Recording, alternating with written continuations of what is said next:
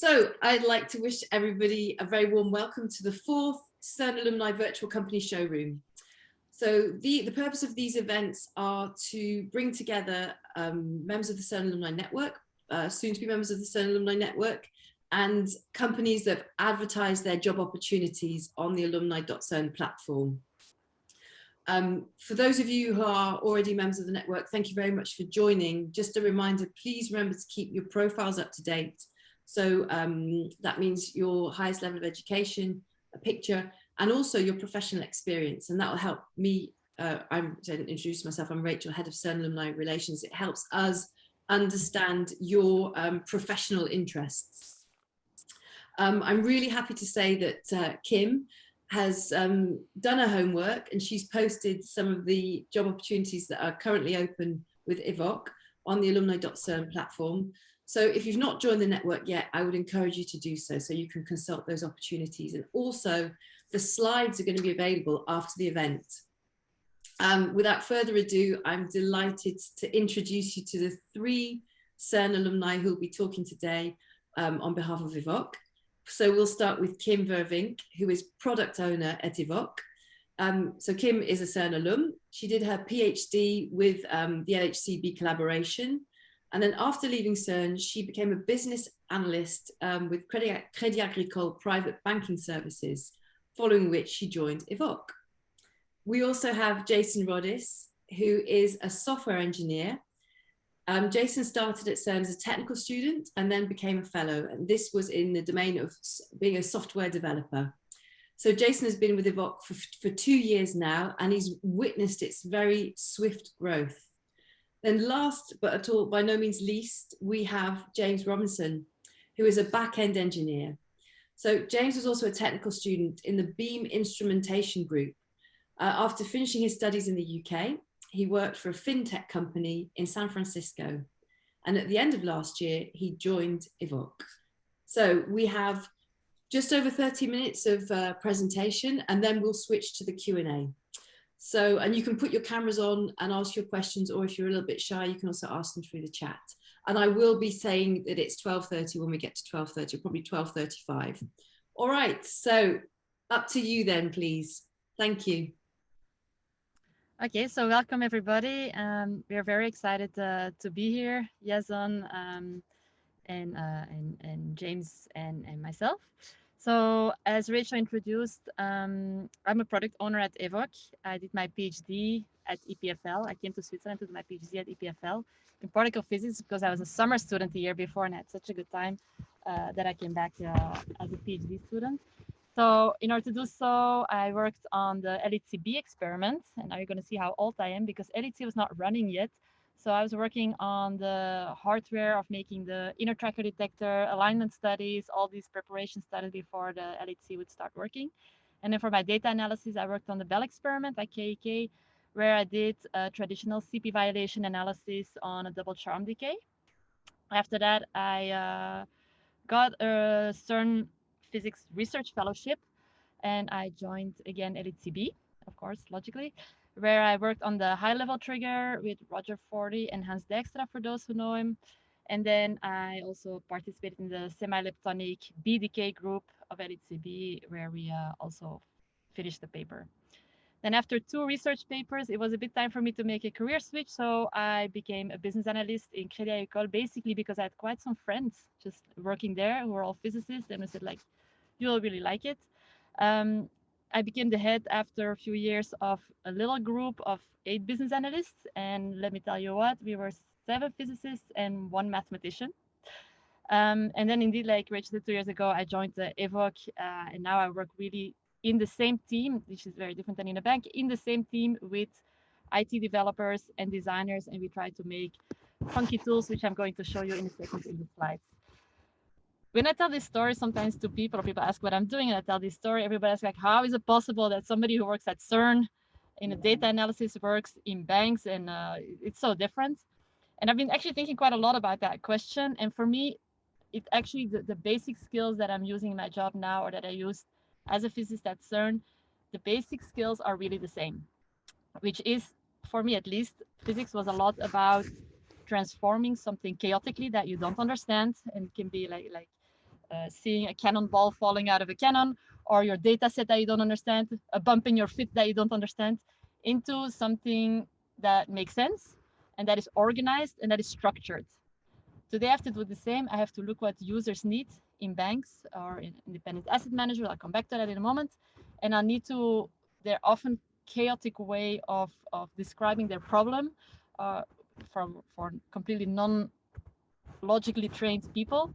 I have to translate this often into specs and solutions, IT solutions that does not allow any ambiguity, that needs really clear rules in the IT program. And the other way around, what we also do is, as you do in research, once you've understood your theory, once you understood your fit, what you're going to do then you go to research conferences, you go write your paper and you vulgarize again what you've learned to your public.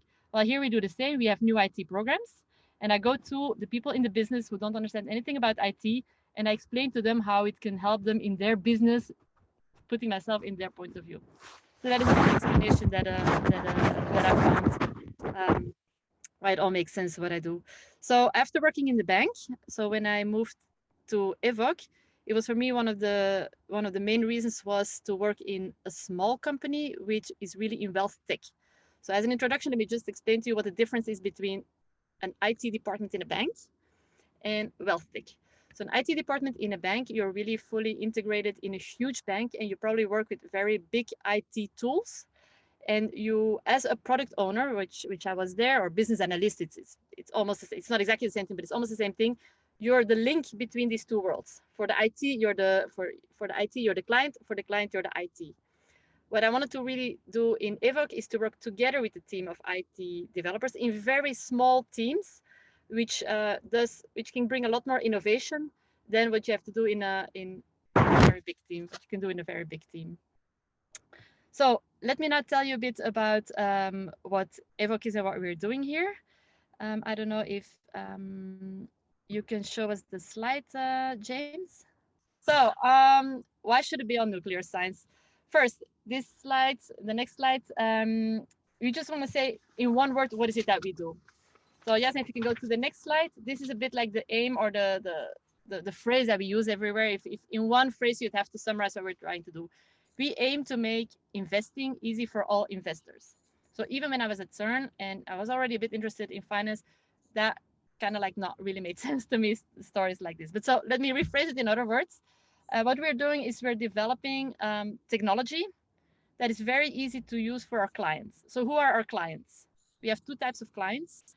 Our clients can, in the first group, be in a bank, and the second group can be independent asset managers. For those who don't know what that is, independent asset managers are often people who work for a very rich person, a very wealthy person, who has, for example, his money in different banks.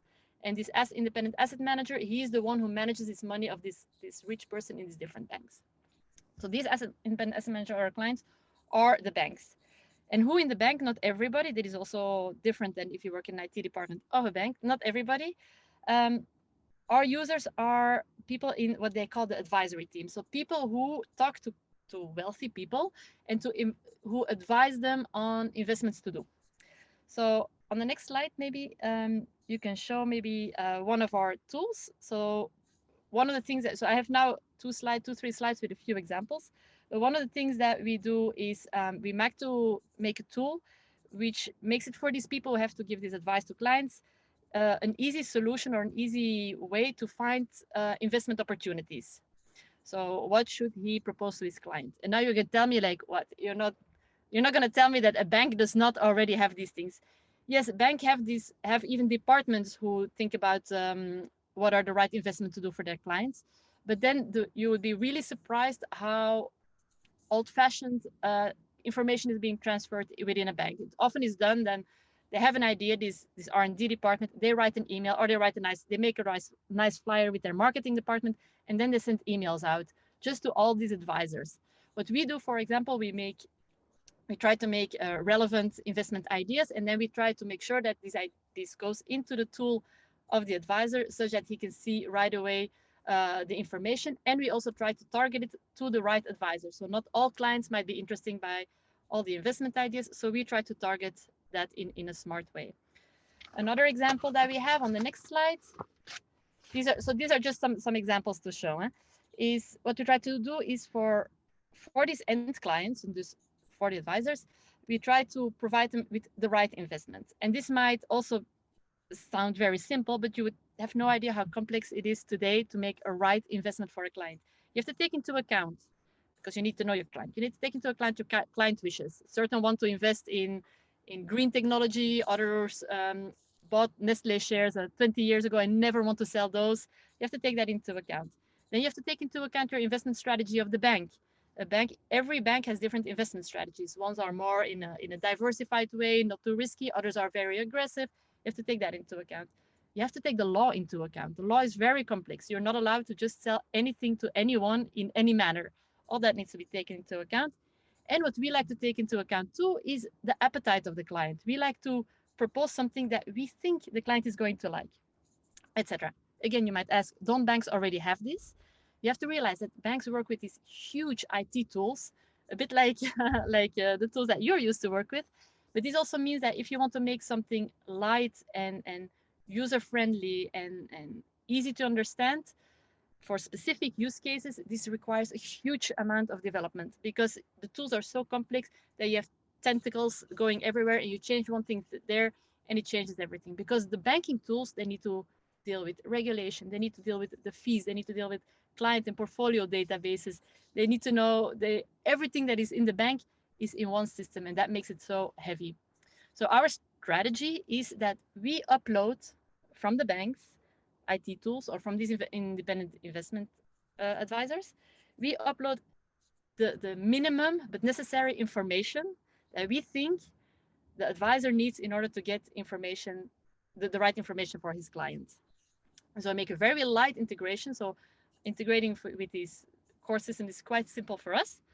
And then we work a lot with designers, which is also very different with the banks, in order to make very user-friendly tools.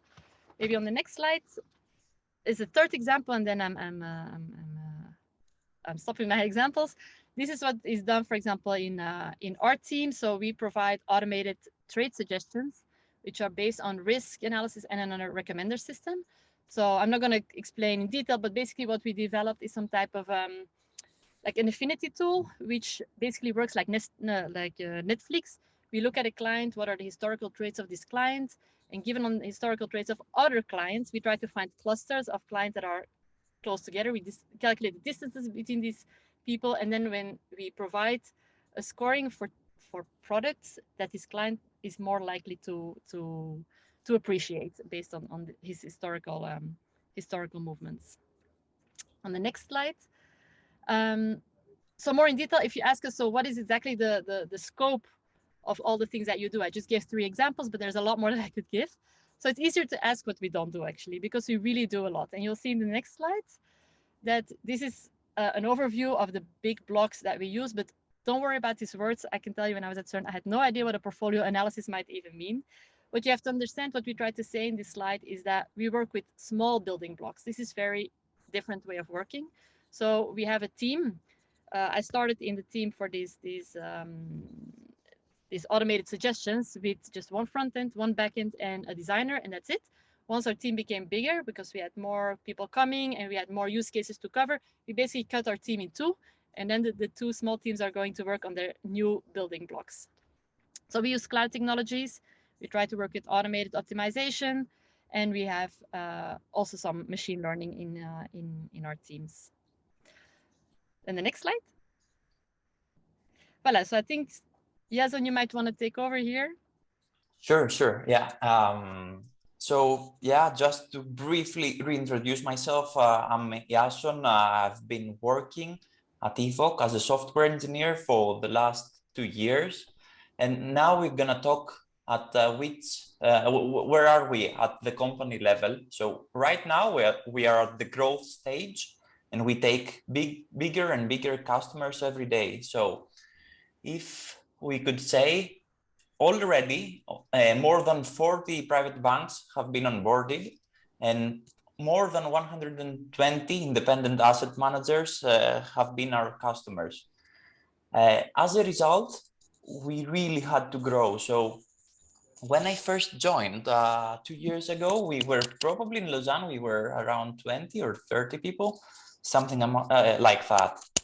Today, I don't even know, but globally in the company, we are more than 180. And that means we have multiple offices. We have the main offices are in Lausanne, where we are at the moment. We have offices in Singapore, in Fribourg, Zurich. There will be one small new office coming soon in Geneva as well. And yeah, we are definitely growing. So the next thing we could discuss is how we work. Generally speaking, we don't like too many rules and we want to apply common sense instead. If I could describe with 3 words about our work, these are the 3 keywords that popped out in my mind. It's flexibility, autonomy, and innovation. So let me explain you about flexibility. We are a very, very fast-paced company. And in order to deliver things fast, we need to make prompt decisions. So that's why we are more towards finding solutions than rather having big processes and, taking too many, what's the word? Too many, the decisions are prompt. So the next thing is we try to be as autonomous as we can. We have this thing. I mean, what's the point of hiring talented people and telling them what to do? That's why we aim for talents and we let them thrive in their own environment. They can create their own rules and what works best. Finally, we try to be innovative. Generally, we are go-doers. We want to try new things, and these things can be immediately be reflected on the product. And then when you see that is absolutely rewarding. Now, let's talk a bit about our challenge. Our challenge is to keep the fast pace and yet respect the product principles. So what is the fast pace? The fast pace means that we have to be, and we are an agile company. We have frequent releases. Every 2 weeks we deploy in production. Some other teams even more frequently. In the same time, in the outside world, we might have frequent requests and things change. COVID happened, for example, so we had to reprioritize our strategies. And that's also a challenge to being able to reprioritize constantly and satisfy and have the most value in the team and the product. All of these should be done with respect to the product principles. And what that means is that we absolutely want to keep our product in the highest quality possible. And we need to have a product that is an end-to-end solution. We need product that is modular and that's easy to integrate. So all of these, doing things fast and keeping also the quality is a real challenge. Let me talk briefly about the tech stack. We really try to keep up to date with the latest technologies. We encourage people to try new things out. So probably some of you might recognize a few fancy technology names here that you might want to work with. But let me tell you honestly that we don't have a limit on this.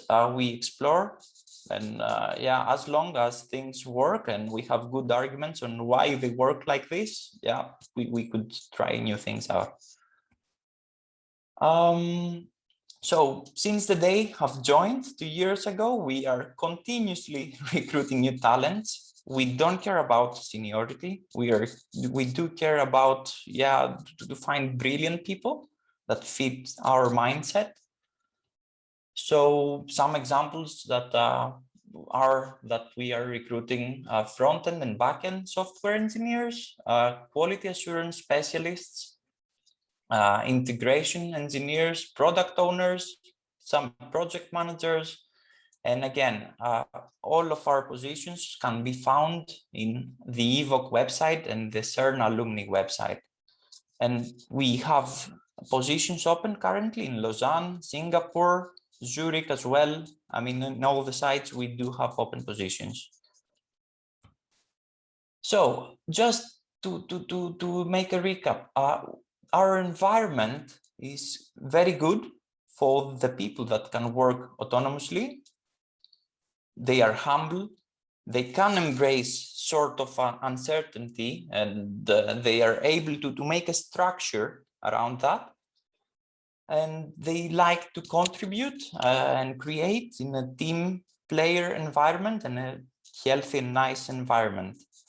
And maybe if we could say what we are not looking for are people that are not team players. Even there could be really high performers. We don't care about that.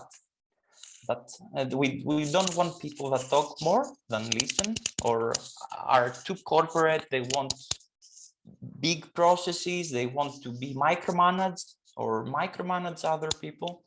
And they are really structured of, okay, this is my role and this is not my role. And, you know, they're obsessed with what is and isn't their job. So working at Evooq is a never boring experience. And why I'm telling this, that is, there is so much flexibility that even if it's natural, you know, you do your everyday job, you could become bored, right? You could discuss this with other people, jump onto another project that's more exciting for you. We find solutions. So let me show you a couple of pictures here. Every month we have a monthly budget that accumulates and we organize team events.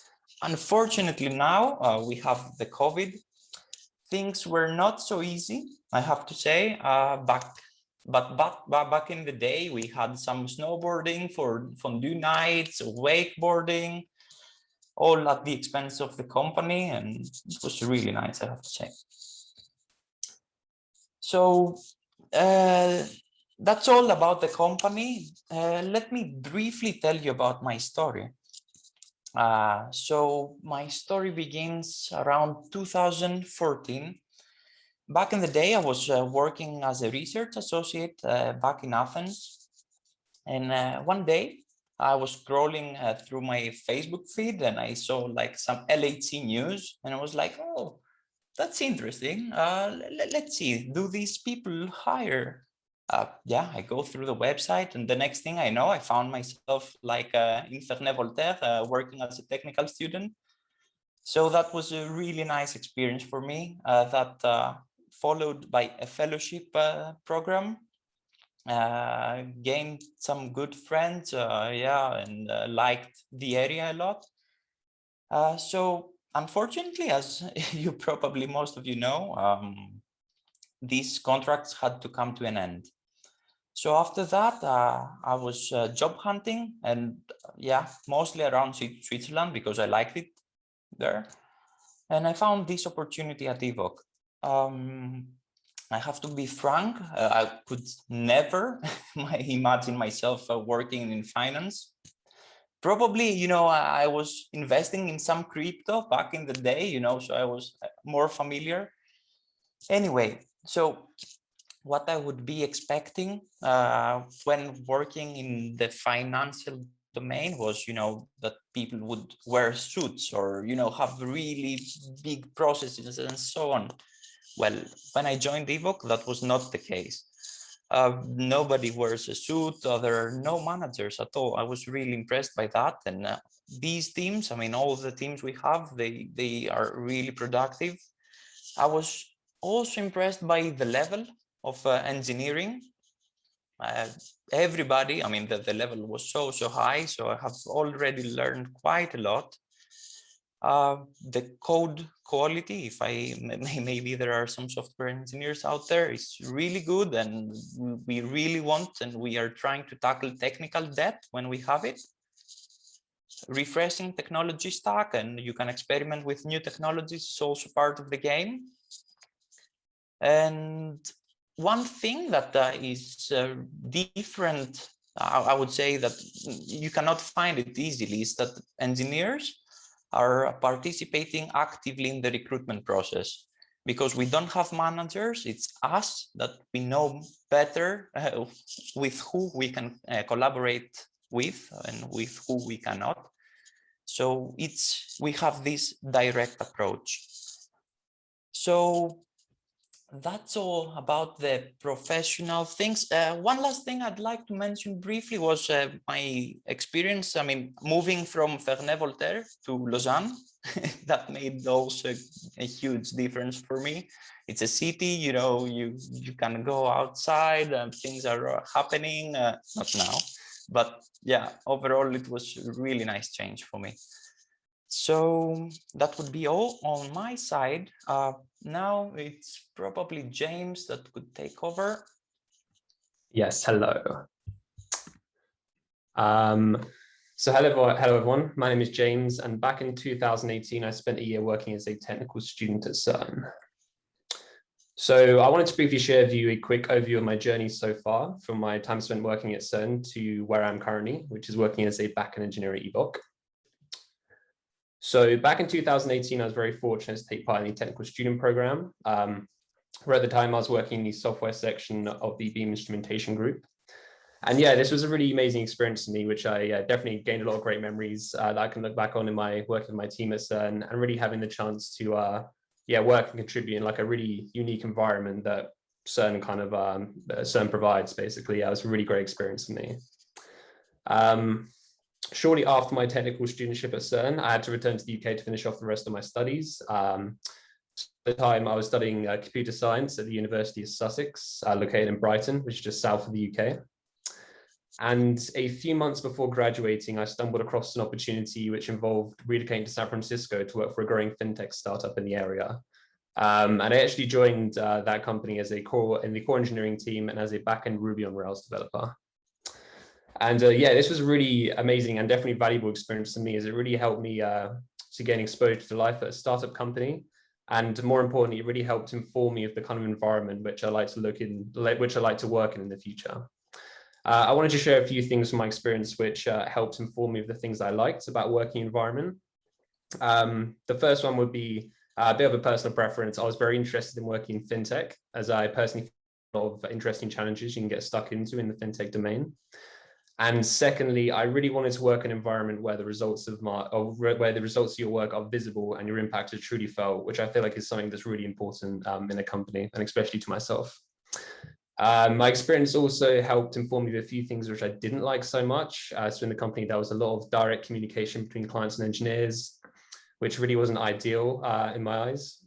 And plus, being in a small team, we were actually less than 5 developers there. The workload was at times unsustainable. And I've kind of come up with a good formula, which is burning too much of the midnight oil plus working consecutive weekends equals the perfect recipe for burnout, which yeah, stay true to this day. So it's a working formula. So once I returned from my time in the US and began my job search in Europe, I came across a job opening at Evooq. So I was really interested by the company description, as it seemed to really strongly match the kind of environment I was looking to work in based off my previous experience. And after making an application and going through the application process, I was really happy to be made an offer. And yeah, it's a really exciting time to come aboard. So to date, I've been working at Evooq for a little under 4 months now. So I can happily share with you a few points of my experience so far. So number one, you definitely have a chance to contribute to the development of some really interesting products. So you really have the opportunity to drive and own features. So all the way from conception all the way to delivering the feature to the client, which is, yeah, personally, I find it extremely rewarding in itself. You have the ability to work with a modern tech stack, as you've seen in the previous few slides. So there's plenty of growth and learning opportunities there. You have the opportunity to work on a lot of different topics. So you're never stuck just working on one specific domain. There's lots of chance to gain exposure to different parts of the product to really diversify your skill set, which is really nice to have. There is a flexible working schedule and a really good work-life balance, which for me is really essential to kind of maintain a healthy and balanced life, especially when working as a software engineer in particular. Sometimes there's a bit of a blur between work and personal life. I feel like being at a company which really values the work-life balance for its employees is a really important thing to have. And last but not least, you are definitely surrounded by very talented people and highly skilled developers, which, yeah, is the perfect environment for personal and both professional growth, in my opinion. If we could skip to the next slide. So we also have a link here for our culture guide. We've discussed the culture a little bit in the previous few slides, but you'll be able to download these slides and have a link to the culture guide to find out a bit more about that. And next slide. And I think, yeah, that is the end of our presentation.